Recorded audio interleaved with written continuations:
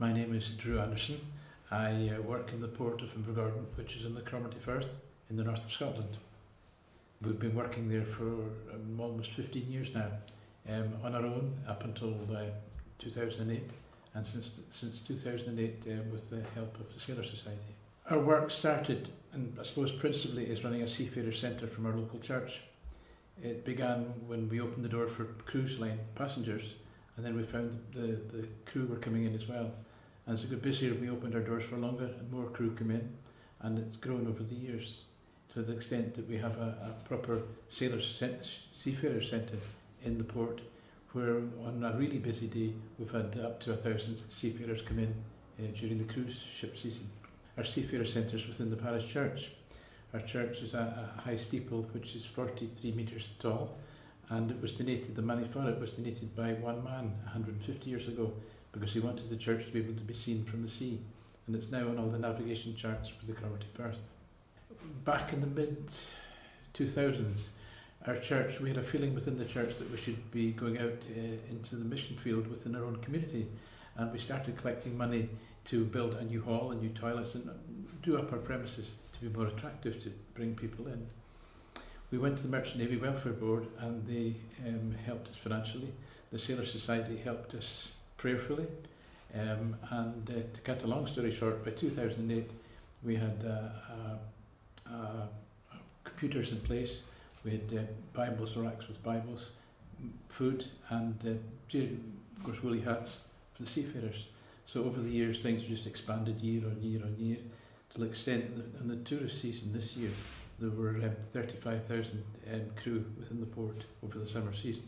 The needs are various, as you can imagine. Some just want someone to speak to. Some will want someone to pray with them quietly, discuss their problems, whether it be family at home or spiritual problems or bullying or whatever it may be. Some just want to use the internet. We have Wi-Fi and they come in. And some, of course, many, in fact, now will take a Bible in whichever is their own language. We have over 20 languages at the moment for Bibles to take with us. We find that the crew come in, and especially the East European crew, they can be standoffish, but everybody gets welcomed, their hand is shaken as they come in. And they go in and maybe use internet and have a cup of coffee, and when they come out they're very, very amenable to be spoken to.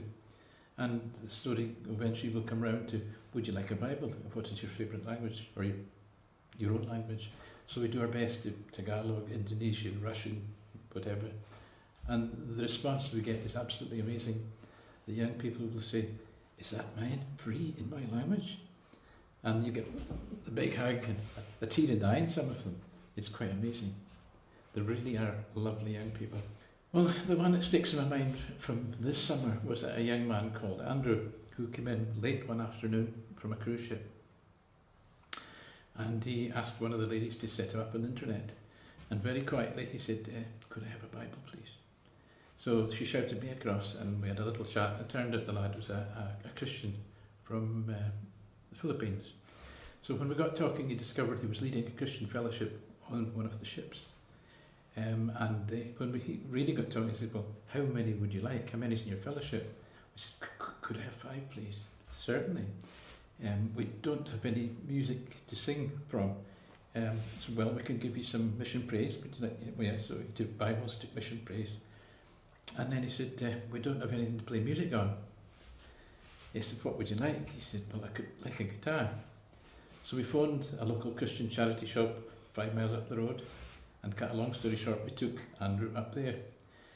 And there was a charge involved which we were going to pay. But Andrew spoke so nicely to the lady in the shop, she waived the charge. Yeah. She always praising God, oh, Lord, thank you, thank you, thank you. And the poor woman was taken aback that she wouldn't even charge him for the cost of it. So he had the Bibles and his guitar and his hymn books. So because of the duty he does, he's assured we never saw him again for most of the summer.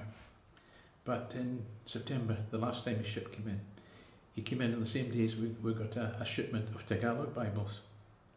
So we were able to give him 8, well, the fellowship had grown by then to 8. So we were able to give him 8 Tagalog Bibles, plus a study Bible which he hadn't got for his crew. So we saw him and his friend Ray for the last time this year. So hopefully they'll be blessed in their fellowship, and we'll see them again next year.